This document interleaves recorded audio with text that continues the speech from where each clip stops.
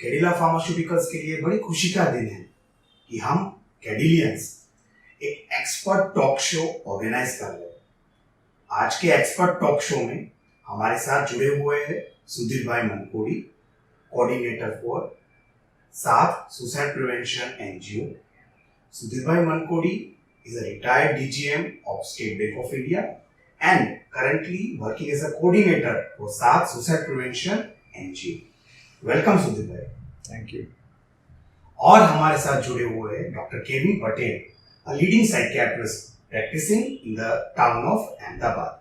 Doctor Kevin Patel का psychiatric clinic doctor KP's healthy mind clinic के नाम से रानी क्रॉस रोड के पास एंड नरोडा एरिया में भी है।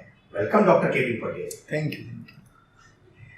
Today, Saath is completing 23 years of its journey for suicide prevention. आज के दिन सुधीर भाई, हमारे वार्तालाप को आगे बढ़ाने से पहले मैं चाहता हूं कि आप हमें बताइए इन शॉर्ट साथ में 23 साल में क्या क्या अवेयरनेस एक्टिविटीज और क्या क्या दूसरी अदर एक्टिविटीज की है। ओवर टू यू सुधीर भाई। धन्यवाद चिराग भाई। साथ जो संस्था है वो 27 नवंबर 1998 उसका मैं बताऊं कि जन्म हुआ, वो भी हम बोल सकते हैं। तो हमारा जो प्राइमरी कंसर्न है वो सुसाइड प्रिवेंशन करने का है और we are non religious, that is बिन सांप्रदायिक हम हैं, नॉन पॉलिटिकल ऑर्गेनाइजेशन है। और साथ जो है संस्था है वो बी फ्रेंडर्स वर्ल्ड वाइड करके लंदन बेस्ड एक संस्था है, उसके साथ एफिलिएट है। एंड बी फ्रेंडर्स वर्ल्ड वाइड जो है वो यूएन द्वारा प्रमाणित की गई संस्था है जो सुसाइड प्रिवेंशन सेंटर के लिए सुसाइड प्रिवेंशन के लिए काम करती है। बी फ्रेंडर्स वर्ल्ड वाइड उनके 400 के ऊपर मेंबर्स हैं और 38 कंट्रीज़ में वो संस्था उनकी जो एफिलिएट्स हैं वो फैले हुए हैं। जो लोग डिप्रेशन फील करते हैं उनको ऐसा है कि they feel that life is not worth living, जो लाइफ है वो जीने की चीज़ नहीं है और सुसाइड का अटेम्प्ट करते हैं कभी कभी। तो वो लोग दो चीज़ों के बीच में उलझा रहे हैं अपने आप को, will to live and urge to die. So ये दो चीज़ों के बीच में जब ये उलझन होती है तो उनको ज़्यादा इमोशनल सपोर्ट की ज़रूरत होती है। तो उसके लिए अगर ज़्यादा है तो इमोशनल सपोर्ट के लिए साथ जैसी संस्थाएं भी है जो हम काम करते हैं इस एरिया में, या तो they need some support from psychiatrist also, so they will also come to doctors like you Kevin भाई। जब ये मनोस्थिति में कोई व्यक्ति है तब कोई उस व्यक्ति को ध्यान से सुन सके, उसके मनोभाव को पहचान सके और नॉन जजमेंटल वे में उसके साथ बातचीत कर सके, तो सुसाइडल व्यक्ति अपने आप को लाइट फील कर सकता है और वो घड़ी या पल निकल जाए तो वो अपने आप को सेव कर लेता है और वो शायद बच सकता है। और वो बचने से वो तो खुद बच जाएगा लेकिन उसका फैमिली को भी काफ़ी राहत हो जाएगा। सो ये सब चीज़ों में 2 या 3 चीज़ बहुत महत्व की होती है। एक तो अनकंडीशनल सपोर्ट, कि हम जो सपोर्ट करते हैं वो अनकंडीशनल है, with undivided attention and without any charges. We don't charge for our services. हमारे जो यहाँ वॉलंटियर्स हैं उनको भी हम कुछ देते नहीं हैं और जो हम सर्विस देते हैं, जो कॉलर्स कॉल करते हैं या तो रूबरू आते हैं, उनका पास भी कोई हम चार्ज नहीं लेते हैं। So we focus on person as a holistic approach. We don't focus just on the issues that he is raising. So उनकी मनस्थिति जो है वो हम ठीक तरह से पहचानते हैं और हमारा ध्येय हमेशा ये रहता है कि हम उसको ऐसे इमोशनल सपोर्ट और इमोशनल लिसनिंग करें कि थोड़े समय के बाद वो अपने आप चल सके, खड़ा हो सके और इमोशनली टोटली साउंड महसूस कर सके। हमारी एक्टिविटीज़ की मैं बात करूं तो हमारा आउटरीच प्रोग्राम कोई ना कोई चालू ही रहता है।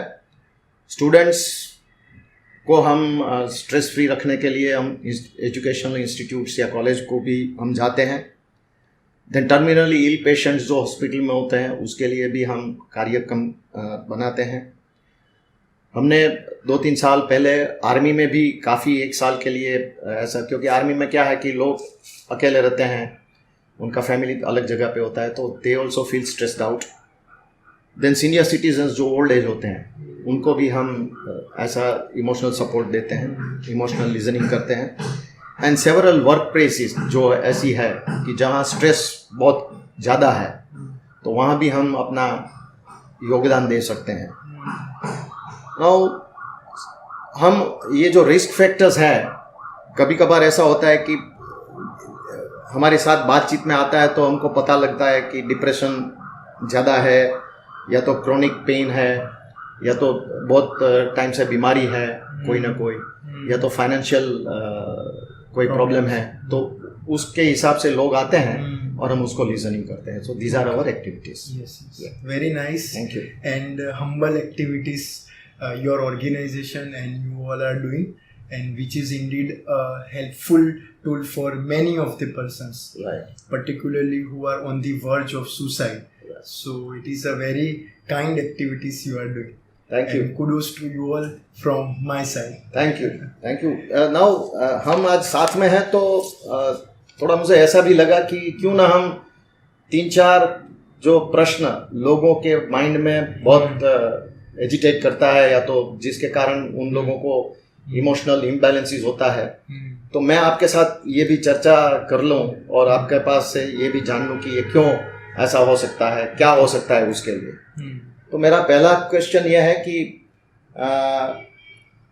नंबर ऑफ सुसाइड हम देख रहे हैं न्यूज़पेपर में या तो मैगजीन्स में जब भी पढ़ते हैं, तो अभी काफ़ी बढ़ रहा है।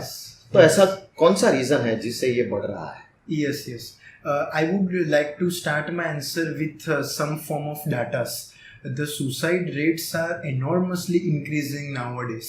If we go by the data of NCRB, which is National Crime Records Bureau, तो उसके हिसाब से 2019 के मुकाबले इंडिया में 2020 में suicide rate was increase by 10%। और ये वो नंबर से सुधीर भाई जो ऑन पेपर आए हुए, you can expect the off paper number also which would be obviously more Correct. than this one. Correct. जो पेरिफेरी में हुए हो शायद, या रिपोर्ट ही Report नहीं ही हो नहीं हो सकता पाए है। some reason से। So around 130,000 persons in India committed suicide in 2020, and it was increased by 10%. And this increment was highest post independence if we compare year to year data. तो इतना ज़्यादा बढ़ोतरी लास्ट में 1980s में हुआ था, वो अराउंड डबल डिजिट में था।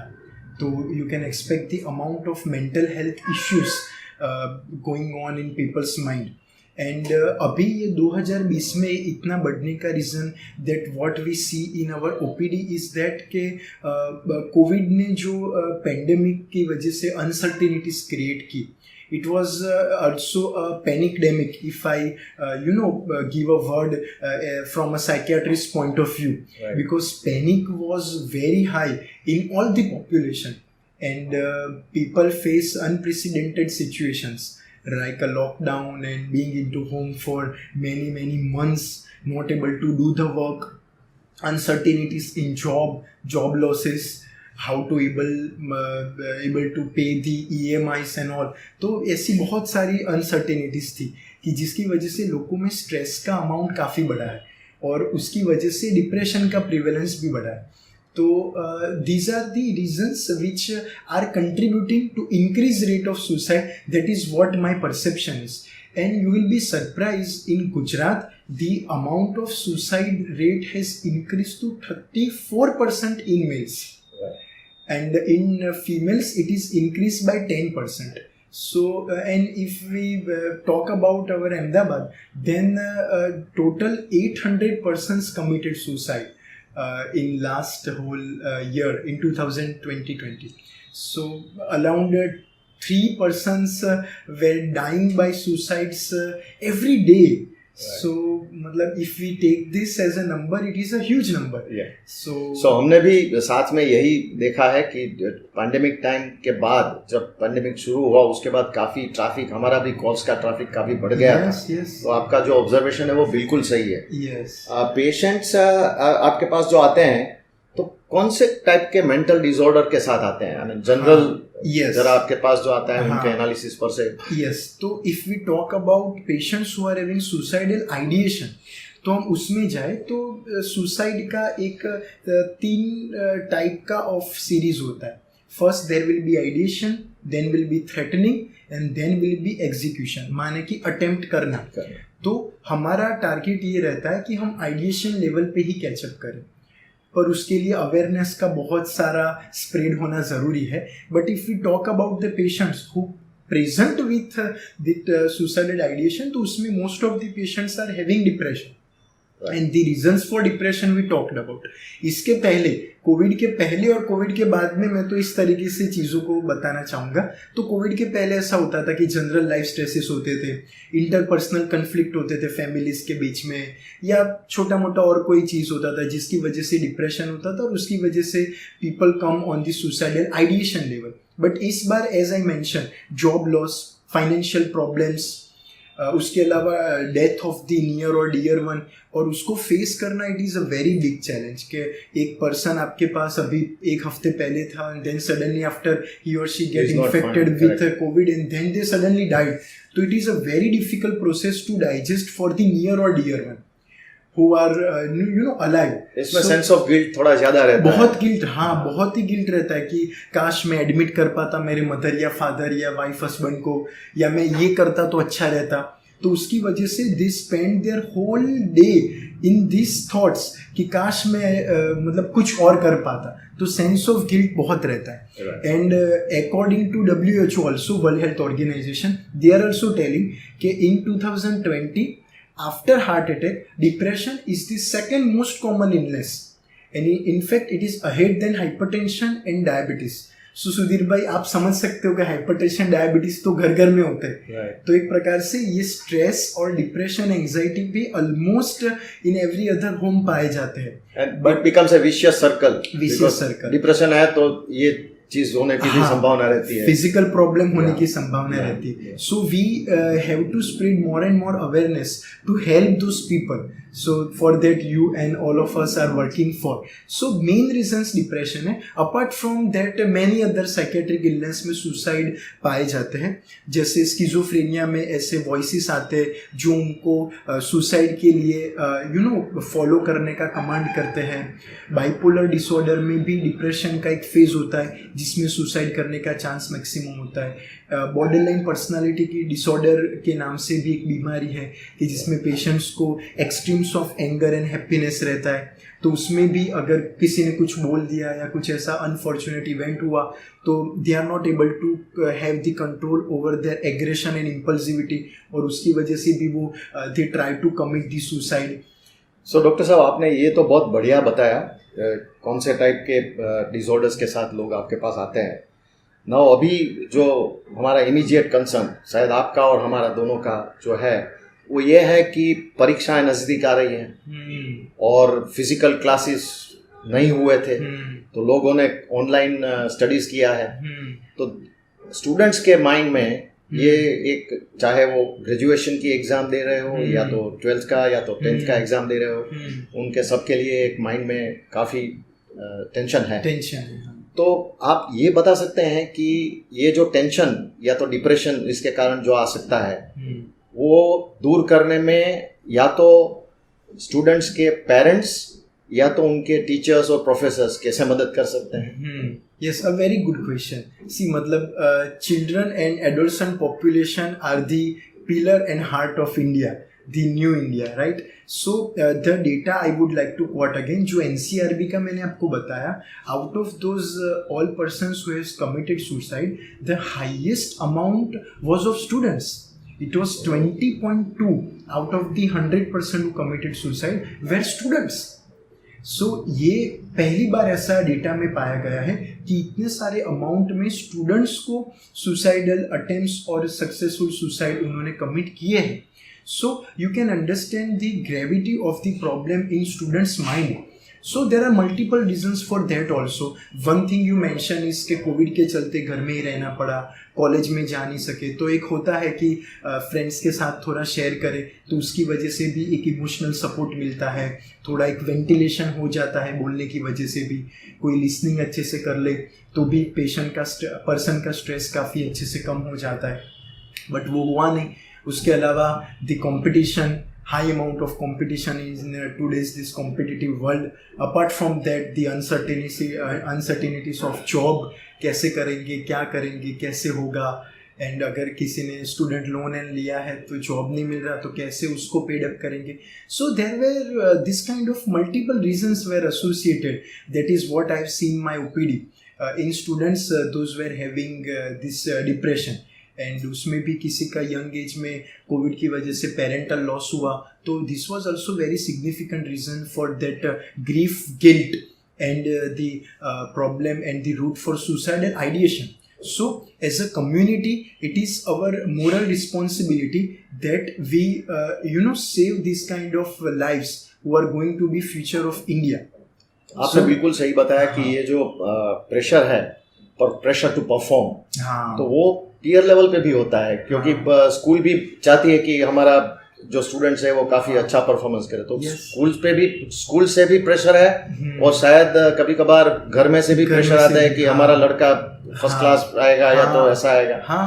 तो जो शो ऑफ वाला होता है, इसकी वजह से भी काफी स्ट्रेस स्टूडेंट्स फेस करते हैं. राइट. तो ये सब में as a community, as a responsible person और as a teacher, what we can do is main thing is awareness. See foreign countries, America, European countries में इतना अच्छा अवेयरनेस का रीज़न है कि from child they have the chapter of mental health in their schools. They have the chapter of what is performance anxiety about exams और stage performance in their colleges. So उनको पता रहता है कि अरे ये फील हुआ तो ये भी एक तकलीफ है, और उसके लिए भी साइकियाट्रिस्ट या साइकोलॉजिस्ट के पास जाके हम हेल्प को ले सकते हैं, और we can be out of this stress, जो हमारे यहाँ कंपेरेटिवली काफ़ी कम है, कि बच्चों को पता ही नहीं कि ये भी एक तकलीफ है और इसका भी इलाज हो सकता है. So one thing I personally need, and one of the state government has taken that step, कि स्कूल में भी एक मेंटल हेल्थ के काउंसलर को रखेंगे who will teach the importance of mental health and the problems which are related to mental health in the school. So children can come up by themselves कि मेरे को ये हो रहा है. So it is the very grassroots level kind of awareness creation. Yes, awareness creation which one can do. Yeah. और आपके जैसे बहुत सारे NGOs है who are working for this kind of awareness. As a psychiatrist भी हम लोग try करते हैं हमारे लेवल पे कि we have the school mental health program awareness, कि साल में 1 या 2 बार we go to particular school and we try to deliver the lecture about this mental health awareness. Right. So this is the thing which will create a chain of awareness. Right. कि अगर कोई बच्चा aware होगा, कल जाके वो बड़ा बनेगा, तो उसके फादर मदर में या उसके दोस्तों में या उसके फैमिली में अगर वो किसी को देखता है कि इसको प्रॉब्लम है, तो वो अवेयर होगा कि चलो इसको हम प्रॉपर हेल्प या साइकियाट्रिस्ट या मेंटल हेल्थ एक्सपर्ट के पास ले जा सकते हैं. Correct. This is very ground root level thing which we can do. Apart from that, teachers are very, very kind of a pioneer about these kind of things. If teacher is having sympathetic approach, कि अगर उनको लगे कि ये child का performance कम हो रहा है, या ये चाइल्ड थोड़ा पहले एकदम एक्टिव रहता था अभी एकदम गुमसुम रहता है, किसी से बात नहीं करना, स्कूल में भी उसका कंसंट्रेशन नहीं रहता, तो if they are aware of such kind of symptoms which are the signs of mental health issue, तो they can contact the students parent, और फिर वो प्रॉपर एक्सपर्टीज के पास एडवाइस के लिए जा सकते हैं. बिल्कुल, बिल्कुल. तो ये एक ऐसी चीज है कि जो टीचर्स और स्कूल लेवल पे हो जाए तो उसके लॉन्ग टर्म बेनिफिट हमारे कम्युनिटी और हमारी सोसाइटी या हमारे इंडिया को लॉन्ग रन में मिलेंगे. Right. और बाकी आपके हमारे जैसे तो पर्सन्स है ही who are working for mental health awareness. तो इन नटशेल आई बिलीव कि ये हम एज अ होल करें तो इसके बहुत अच्छे रिजल्ट्स हमको मिल सकते हैं.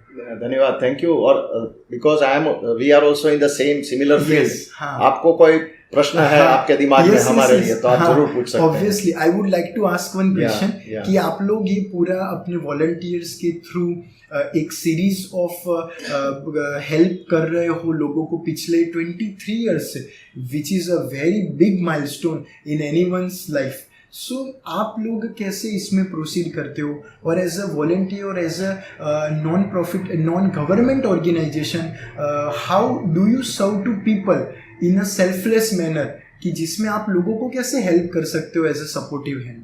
या सो जैसे आपने बताया कि लोग जब डिप्रेस फील करते हैं तो आपके पास आते हैं, तो आप उनको शायद दवाइयाँ प्रिस्क्राइब करते हैं, प्लस काउंसलिंग भी होता है। तो उसमें हम ये मानते हैं, हमारी फिलोसॉफी ये है कि दवाइयाँ जो है वो बायोलॉजिकल लेवल पे काम जरूर करेगी, क्योंकि बायोकेमिकल रिएक्शंस जो आते हैं वो ठीक करते हैं, और उनका जो ज़्यादा लेवल पे एंजाइटी होती तो थोड़ा नर्वसूत हो जाती है, और इसके हिसाब से वो काम करते हैं। जो हम काम कर रहे हैं वो इमोशनल लिसनिंग का है। सो हम कांस्टेंट लिसनिंग, नॉन जजमेंटल वे में, जैसे मैंने बताया, और undivided attention and full empathy के साथ हम करते हैं। और हमारा उद्देश्य हमेशा ये रहता है कि हम उसको इमोशनली लिसनिंग करके सपोर्ट करें, लेकिन ultimate goal is to see that he is on his own, he और she is on his own. क्योंकि ज़्यादातर अगर वो डिपेंड करता है कोई भी आदमी, तो वो ठीक नहीं है, तो वो प्रोलॉन्ग होती है उनकी बीमारी भी ऐसे। सो हमारे पास ऐसे कई किस्से हैं कि आए लोग हमारे साथ बात किया, they felt good, and after 3-4 months they will again come, but then this ये जो समय की मर्यादा है वो कम होती जाती है। सो 4 महीने में एक बार फोन किया, बाद में वो 6 महीने के बाद आएगा, बाद में 1 साल के बाद आएगा, एंड बाद में he will come with thank you note only कि साहब मेरा बिल्कुल ठीक हो गया। सो ऐसा भी हमारे पास ऐसा केसेस है। Very good, thank you. Very very very happy कि आज कैडिला फार्मास्यूटिकल्स ने एक अवेयरनेस प्रोग्राम डॉक्टर और एनजीओ की मदद से सक्सेसफुली कंप्लीट किया। डॉक्टर केविन पटेल, आपका बहुत बहुत धन्यवाद कि आपने अपना वैल्यूएबल टाइम ये अवेयरनेस टॉक शो के लिए निकाल लिया। Respect your dedication and devotion sir. Sudhir भाई, नो वर्ड्स फॉर यू। मुझे बहुत खुशी है कि आप ये अवेयरनेस प्रोग्राम प्लस साथ सुसाइड प्रिवेंशन एनजीओ के माध्यम से न जाने कितनी ही अच्छी एक्टिविटीज कर रहे हैं, overall campaign suicide free India के लिए। सर, आपके भी डेडिकेशन को hats off sir. Thank you so much to both of you. Thank you doctor.